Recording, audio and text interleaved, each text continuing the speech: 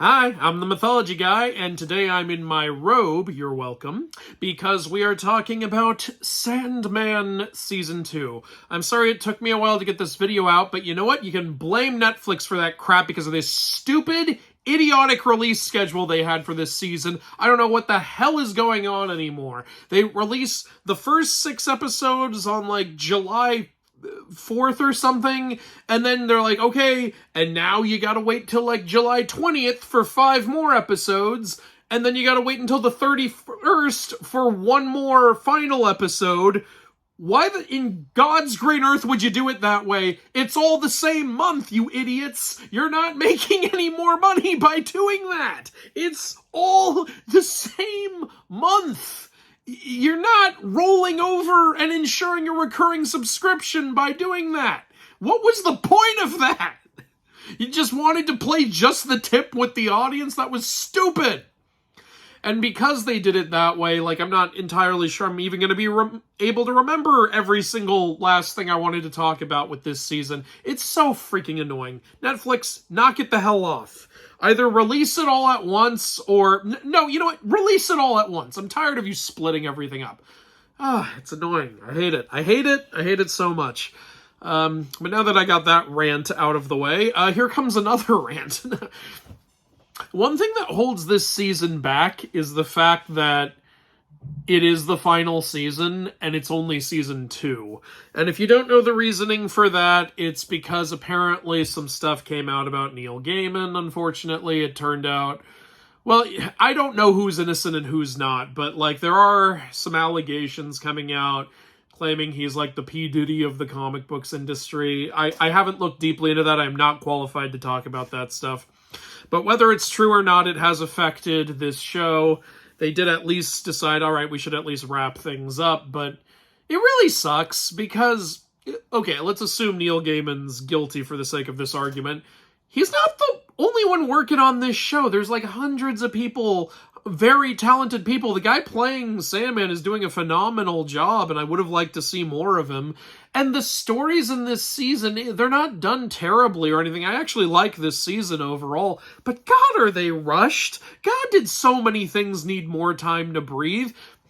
I mean, my God, this storyline with his ex-girlfriend Natada needed so much more time because I don't even know what happened there, honestly. I do not know what happened there.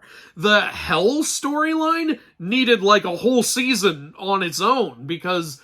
wow, did they not deliver on certain things with that, and that was annoying. There were other storylines that were done pretty well. The gathering of deities was actually, I thought, really well done and stuff like that. But Jesus, the fairy storyline also needed way more time. I'm going to get more into this stuff in spoilers, but the fairy storyline needed way more time.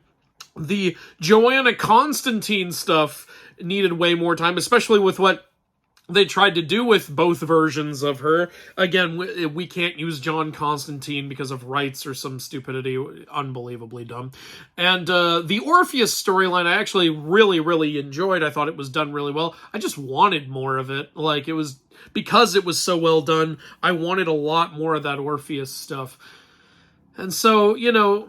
a lot of things just feel like they went by too quickly, or didn't have the proper time to breathe, and didn't really, you know, they weren't able to really get across what they wanted to get across, and a lot of stuff felt just cut entirely, and that's really unfortunate because I like this show. And my damn stand is going down. Little piece of junk you are. Okay. Like, a lot of things, like, I wanted to see more of on this show, and it's just such a shame that we're not going to get it. Like, I guess I should go pick up the comic and read that instead. But again, the actor playing Sandman in this does such a great job, and I thought he deserved to do it a little longer.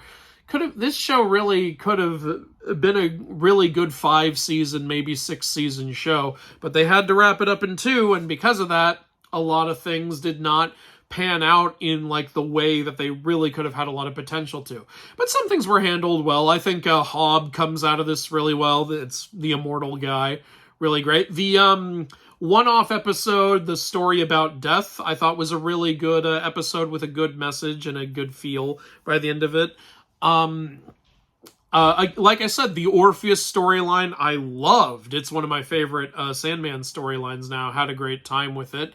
I'm currently in the no spoiler section, so I'm trying not to give away, but the gathering that happens, that was a ton of fun for me as a Mythology fan and a DC Comics fan. I was like, oh, hell yeah, this is going to be good. Yeah, the Hell thing really let me down. The Nada thing, I don't even know what happened there. Like, that just left me confused. But I liked seeing, there was also another gathering, and this is in the trailer, I'm not giving anything away with this, like, all of the Endless meet up, and you get to see who's who, and there's also a storyline about, like, finding the one member of the Endless who walked away from his job, and, it's an interesting story, also kind of unsatisfying ending, unfortunately.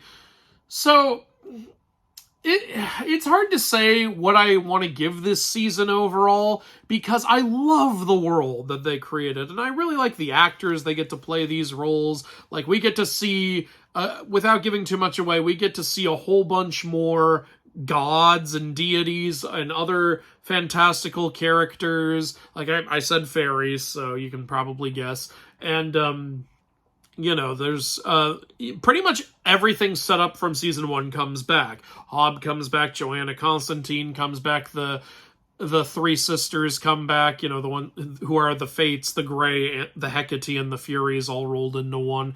That comes back. The boy conceived in the dreaming, that comes back. The Vortex girl comes back, but she doesn't do anything, so it doesn't really matter. Yeah, it's just, it all and yeah, also, like I said, there's an Orpheus story which they set up in the Calliope episode last season, which I didn't get a chance to talk about in my previous video because the cat episode and the Calliope episode actually came out after, and I didn't know they were going to do that. So I'll briefly say here what I think of those two episodes. The cat episode, it's fine. It's just totally fine. Maybe if you're a big cat person, you'll have more fun with it. But the Calliope episode I was really into. Of course, I'm the mythology guy. You know I like my mythical stuff. So you have an episode all about a muse and an author. That's very interesting for me. You have episodes in this season with the gatherings of the Endless and gatherings of other deities. I'm going to have a ton of fun with that. You have a whole storyline about Orpheus. I'm going to have a ton of fun with that. So, like, there is a lot here for mythology fans. If you're not a mythology fan, you might get pretty lost, honestly, this season. Because I think season 1 was something anyone could watch. Season 2, I really think you definitely have to be at least somewhat into mythology already to get into everything they just throw in this season. But I liked it overall. It really made me annoyed that they didn't have more seasons to let some of this stuff breathe a little more. And I'll talk about that in spoilers. But overall, if you watched season 1 and you liked it, you might as well watch season 2. Nothing wrong with it. Nothing, I mean, there are things wrong with it, but nothing, like, it's not going to, like, make you viscerally angry or anything like that, in my opinion. It concludes the story, it does it in a decent way, but yeah, it's hard for me to talk about this without going into spoilers, so I think you get my point. So, I'm gonna go ahead and go into spoilers, because, God, I need to talk about these damn things already. Alright, get ready, 3, 2, 1, spoilers. Okay, so, yeah, when all the Endless gather, it was really cool to see who's who. We have Destiny, who's kind of, it's like, does he know Destiny or does he not know Destiny? Can you make your own Destiny or can you not? It's all over the place. It's kind of hard to say. And then there's, Desire and Despair. We already knew about them. They come back. I'll say this, what they set up with Desire doesn't really go anywhere. Like, what they set up in season 1 that Desire wants Morpheus dead, they just kind of don't do anything with that anymore. Desire doesn't really cause anything this season, unless you count Desire telling Morpheus, hey, you're kind of a dick for putting Nada in hell. And that's what kicks off Morpheus then going to Death and being like, do you think I was wrong for putting Nada in hell? And Death's like, yeah, honestly, I think you were. And then Dream's like, oh, alright, I better go fix that then. I actually like that, where after, like, Death, who he loves as a sister, tells him, Morpheus, yeah, I don't think you should have done that. Then Morpheus is immediately like, okay, then I did the wrong thing. I really need to fix this then. I liked that. I like that was what got us right into he needs to fix that. I like that. And we also have Delirium, who apparently used to be Delight. I would have liked to know more about that. Again, something that needed more time to breathe. And then we have Destruction is the missing sibling. Like, he walked away from his job. Apparently you can just walk away from your job. What the fuck? Like, what? And he even says later when they find him, we're in the spoiler section, when they find him and stuff, he even says later, yeah, it'll go on. It goes on without me. It's fine. I don't need to be a part of it. What? Excuse me, when Dream was away from his job, a freaking sleeping sickness epidemic broke out, and everything was going cattywampus. There was a nightmare on the loose, serial killing people. The whole Dreaming, like, wilted away and became, like, a wasteland. But for Destruction, which you would think is, like, a completely volatile, out-of-control thing, it's like, no, it's fine. I don't need to do my job. It's not a big deal. What's the problem? What's the problem, eh? I think it's a problem. I didn't like that. Literally, they go through so much of the season trying to find Destruction, and he has literally laid traps to kill anyone who tries to find him, which results in one of his old friends and the goddess Ishtar being killed. And then when they find him and they're like, hey, Destruction, we want you to come back, he's like, nah, I ain't doing it. And he just leaves. And it's like, well, what was the point of all that?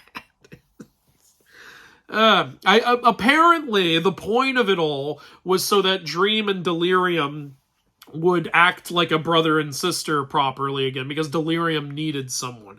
That was the big thing. Great, 2 people had to fucking die for that, but okay. But yeah, it ends with, like, Dream and Delirium making up. It's like, okay, we're gonna be a proper brother and sister now. And they never do anything else together for the rest of the season. And with how the season ends, we're in the spoiler section, Dream fucking dies. Like, he's never gonna see her again. Like, they have one conversation after that where she gives him hope that maybe he doesn't have to die. But he does, so... It doesn't go anywhere. Maybe if there were more seasons, and we got to see some of them interacting together more in, like, a future season, them having more adventures together, accomplishing more together, it would have felt more like there was some purpose behind that. But we don't get that. She gets a dog. And that's it. Great, it's cool to have a dog.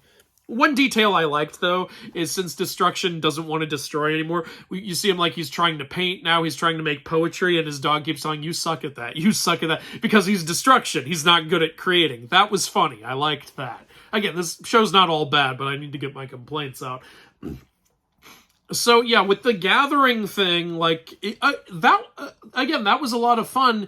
I could just sit down and watch these, like, 5 or 6 endless deities sit down and talking. I could watch that for hours. It's fun to watch. It's like watching the Avengers hang out. And again, since I'm so into myths and this kind of concept, and I like this world they created, I have a lot of fun with that.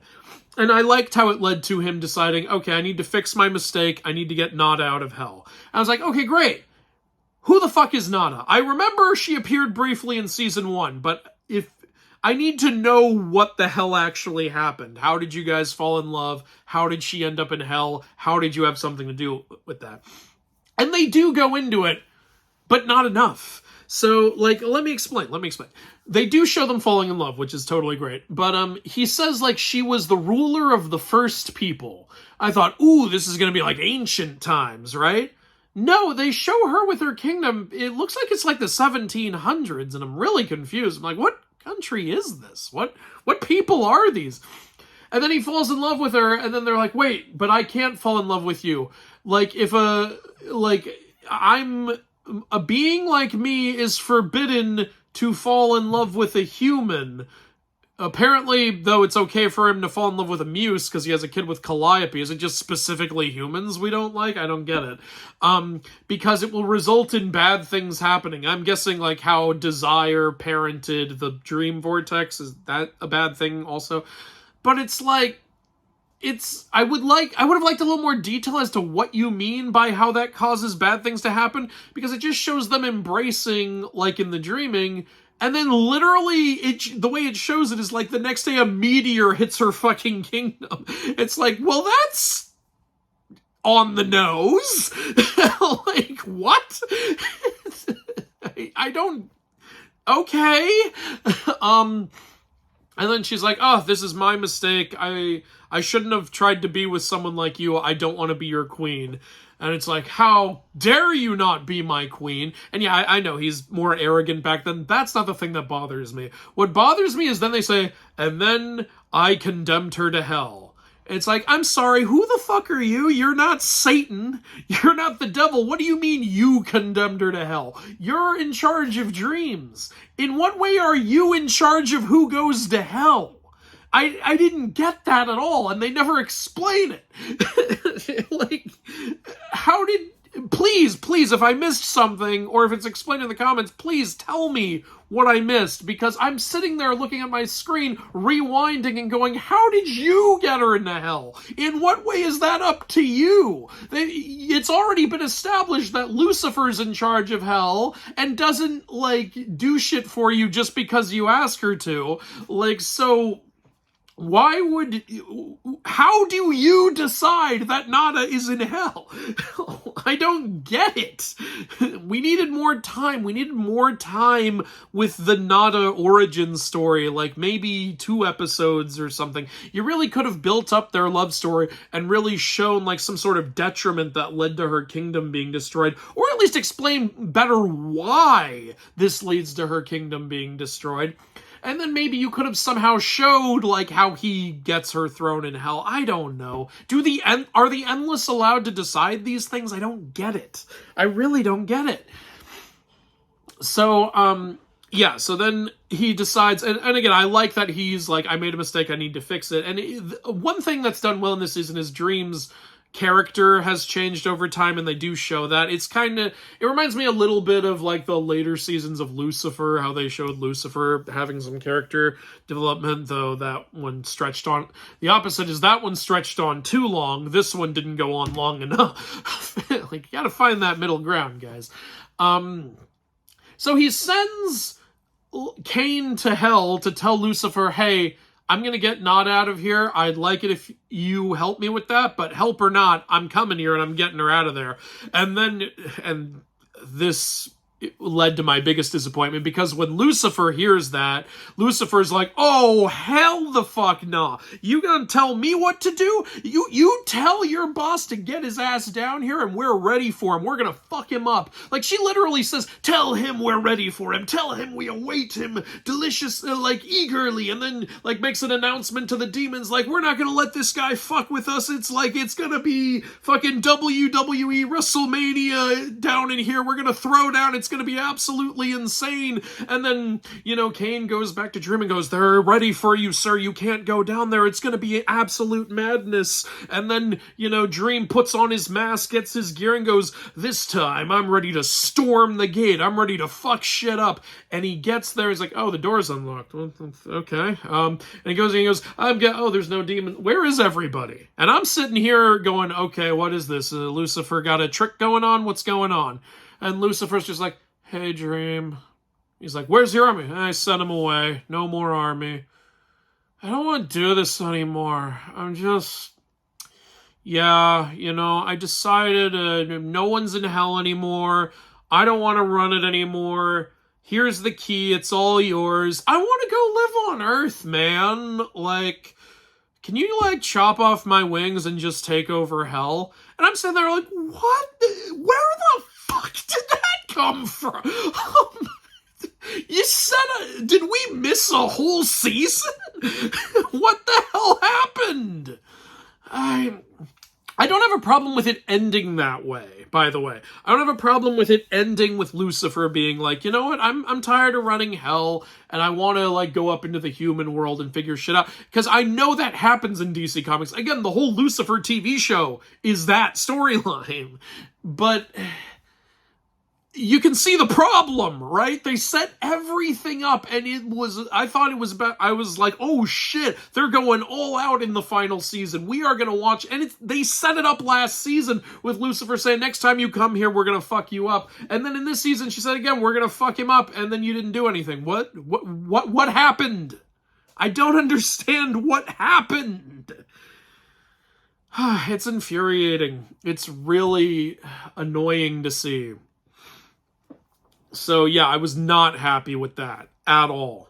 And that's when I was like, okay, this season sucks. I don't know what's going on with the Nadia. The Nada thing is confusing, and the Hell thing was disappointing. Nothing's happening. I'm just going to tear this season apart when I do a review of it. But then it gets better, because now that Lucifer has the key to hell, it's like, shit, everybody's gonna want this. And then suddenly, boom, at his front door, the Norse gods are knocking on the door, which, if you know anything about Neil Gaiman, it's not a big surprise that the Norse gods would be prominent in his story. But yeah, it's cool. I was like, oh shit, the gods are here. And it's not just the Norse gods. The Norse gods come in, but there's also a Susanoo from the Japanese pantheon. There's also the fairies show up. There's also the Lords of Order and Chaos. If you know DC Comics, you know who those are. I was hoping Dr. Fate would come in, but no such luck. So even angels show up to oversee everything. And the demons also show up. It's cool to see them all show up and see these characters interacting and fighting each other and doing all kinds of crazy stuff. Even if Thor's hammer is the wrong goddamn shape. Why can't you just shape like a regular hammer? And I guess I shouldn't be surprised, because even Neil Gaiman's book doesn't get the damn shape right. This annoys me. But, yeah, it's just, I'm never going to get the right damn hammer shape, but it's cool to see, like, Odin and Thor and Loki show up, and see everyone, like, making a bid for why they want hell, and, like, Odin talking about Ragnarok and Jotunheim, and, like, hearing the fairies talk about literally a Midsummer Night's Dream by Shakespeare. That stuff was fun, too. And seeing Puck played by Jack Gleason. Jack Gleason's acting again. I'm very happy to see that. If you don't know, this was the guy who played Joffrey on Game of Thrones, and he quit acting for a while because he said he wasn't passionate about it anymore. But apparently he's back, and he's doing great. I'm happy to see him. Really great to see him. But yeah, like, so I don't really have a lot of negatives to say about the deities gathering up and petitioning Morpheus for the key to hell, because honestly, I was sitting there thinking, wow, yeah, who do you give the key to? Like, for a while, Susanoo seems like the obvious choice, but then the demon shows up and reveals that he has Ada, and he's going to, you know, keep her consumed if Lucifer doesn't give him the key. And it's like, ooh, this is not Lucifer. Morpheus doesn't give him the key. I was like, oh yeah, this is actually, I'm actually sitting here thinking, how is Morpheus going to get out of this? And who's he going to give the key to? And then he ends up deciding, you know what, I should just give it to God, because he's the one who created this whole scenario in the first place. He's the one who should be in charge of where the key goes. I was like, yeah, that makes sense. Also, Susanoo was done very well. Like, he even references how he used to be kind of a dick, but now he's trying to be better. That's straight out of Japanese mythology. So that's fun to see, too. And then the demon's like, well, I'm going to fuck up your woman. And Morpheus is like, you idiot, you're in my realm. I control everything here. Give me that bitch. Get out of here. And it's like, oh, yeah, wait a minute. I guess I didn't see that coming, and I feel like an idiot for not seeing that coming. I also love that Morpheus's palace is guarded by a dragon, a griffin, and a Pegasus. That's really cool. I like the dreaming. I like when we get to see these worlds and everything they've created. Like, I love that pumpkin-headed guy voiced by Mark Hamill. That's so much fun, too. I love all that creative craziness. But yeah, that was fun. And there's a ton of fun little mythical references. Again, if you're into mythology like me, you're going to have a lot of fun if you pick up on these references. Loki talks about his 6 kids and where they all came from. Loki and Puck dating. That's honestly seems like it fits pretty well. The fairies and talking about Midsummer Night's Dream and Titania and her problems. It's like, yeah, makes sense. And their obsession with like looking good and everything. Even though I honestly think the fairy girl, whose name I can't remember, looks better without the glamour. Like, am I the only one who thought she looked way better when they took the glamour off? Like, I thought she looked kind of silly with the glamour on. I guess maybe that's the idea. But then, then again, we have a problem with the rushing of all of this. Because the fairies apparently don't like this girl whose name I can't remember. I'm just going to call her Blondie. They say, sorry, Blondie, we don't want you anymore, so we're giving you to Morpheus as a gift. And then it's like, all right, fine. And then Morpheus is like, yeah, you're welcome here. And he welcomes her into his realm. She takes her glamour off. It's like, we can build a home for you here. And then I'm not fucking kidding. Just a couple episodes later, the fairy guy comes back and says, no, Titania wants you back. Come back. And she's like, but I've built a home here. My life is here now. It's like, bitch, it's been like 2 episodes. I mean, what? It hasn't even been a season. Like, again, the rushing. This should have been something that happened at least 1 season later, maybe 2 seasons later, of coming back and being like, nope, we want you back now. It was so unbelievably rushed and ridiculous.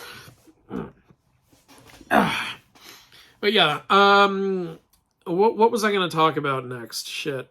Oh yeah, and then I think after that is when we go into the Orpheus story, and that's just the best part of the whole season. I love that. I might rewatch that episode, honestly. It's so good. Like, it's a twist, obviously, on the Orpheus story. A lot of it is kept accurate, like how his wife Eurydice dies by snake bite and everything, and how he goes down to Hades to save her, though they change it up a little where first he asks his father to go down and petition, but he refuses.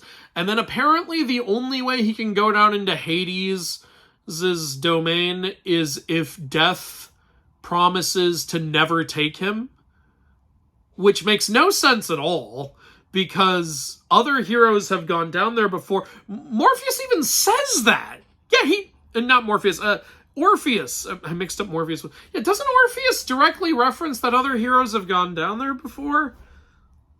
Oh, I can't remember. Why'd you split up the season so much? I can't remember what happened. God damn it. But yeah, like...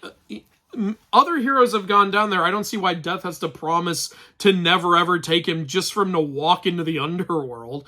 That doesn't make any sense at all, but it's also that they can set up what they want to do with his story, which is good, granted. And when he goes down there and he sees Hades and Persephone, they've got their like grandiose intimidation. I like it. I like how the underworld looks. And I remember I thought during that scene, I thought, okay, the singing is going to make or break this, because Orpheus needs to be a good singer. And I swear to God, if you just cut away or cut to afterward, I'm going to get really annoyed. But they don't do that. They actually have him sing. It actually sounds really nice. I really like the singing. So it was good. And then they have this gorgeous visual where in the back you can see the souls of the dead rising to meet his song. It's so well done. It might be the best...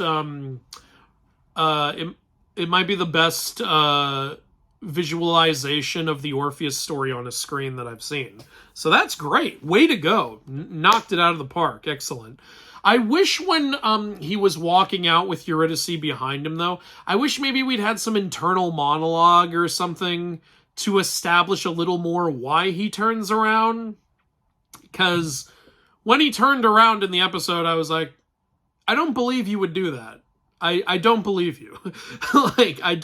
I wish there had been something, maybe. I guess I needed a little more hand-holding there. But I really liked how they showed how, like, depressed he is and how now he wants to die, and he gets torn apart by the Maenads, which is also straight out of the myth. Though in the myth, he dies. He's not fucking immortal. And now he's just a head. It's like, well, what would happen if you did something to the head, though? Like, would he just be dust or something like that? I don't know. Is there a reason you can't go find the rest of his body? Is it I don't know. But yeah, so it's a great episode. Really liked it. And then they have a kind of fun story where Constantine's ancestor, Joanna Constantine, the other one, is enlisted to go save him. And it's nice. I like what they do with him also singing like the French Revolution and everything like that. That's all well and fun. But then at the end, like, he's known this woman for like one day and she's like, I'm in love with him. I want to stay with him forever. We needed a little more time for that. Come on. And then they do the same thing again with modern Joanna Constantine and the Corinthian. You know, they bring the Corinthian back, which I was like, all right, why would you do that? But actually, the new Corinthian, I liked him. I liked his character. So I was like, oh, okay. I guess it makes sense because Dream has made this new one with his new way of thinking as opposed to his old way of thinking. So I guess it rubs off on the Corinthian. They really wanted to bring everything back, didn't they?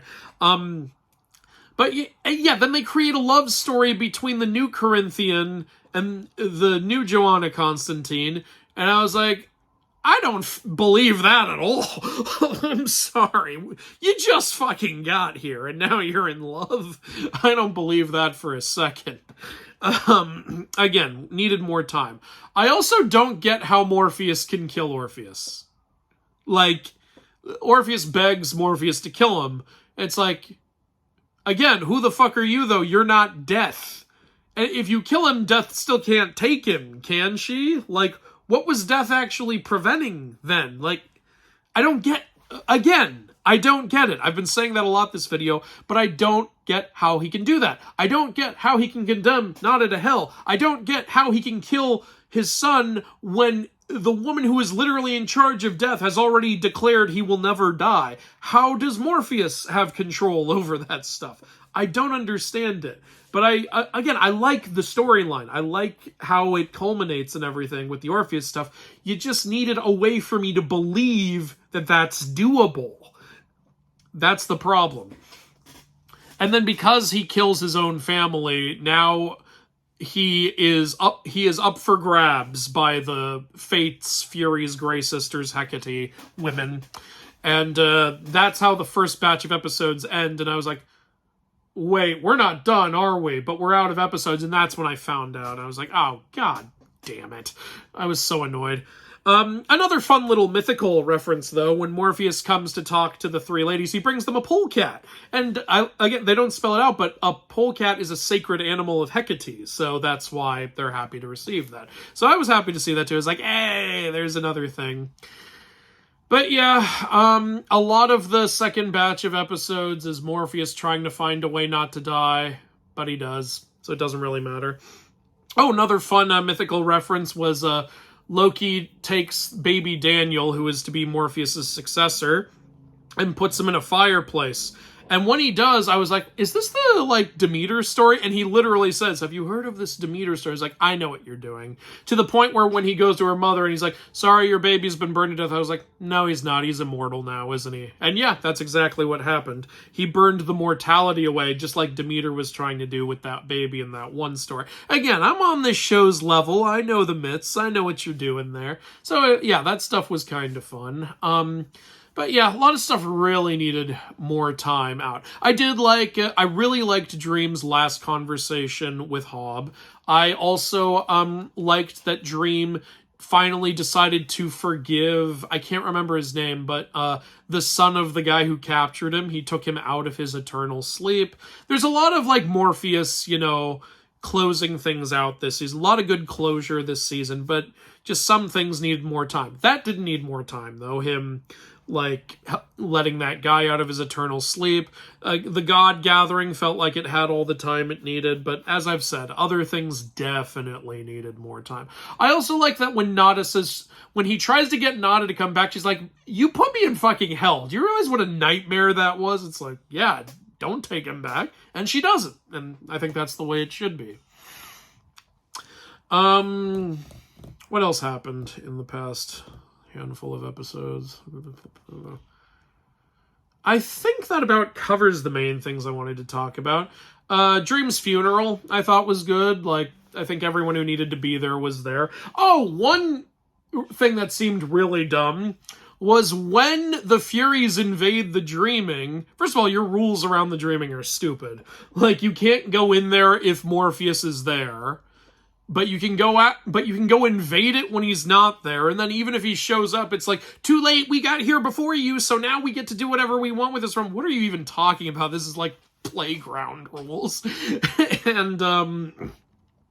And when they go there, Dream doesn't have any kind of security or army whatsoever. It's like, bitch, this is the land of dreams where everything is possible and anything can happen. And you already were away from this place for 100 years and it fell to shit. You would think when you come back, you'd put in better security than just 3 mythical beasts at your palace door and 1 pumpkin with a machine gun. Like, come on. Where's your army? Where's your craziness? Nope, none of that. None of that. Sorry.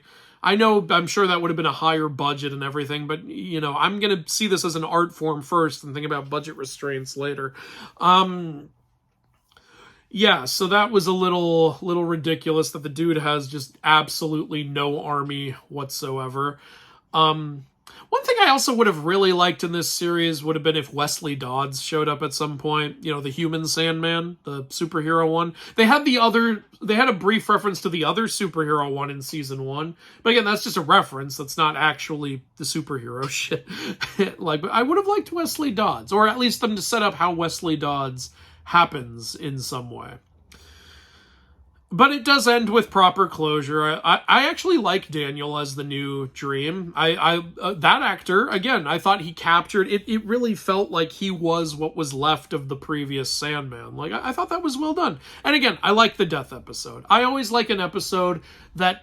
I like a story that tackles when you feel like your life is meaningless and shows you that the little things do add up to something that matters. That was the message of the Death episode. I really like that. And I love Death as a character. She's a lot of fun.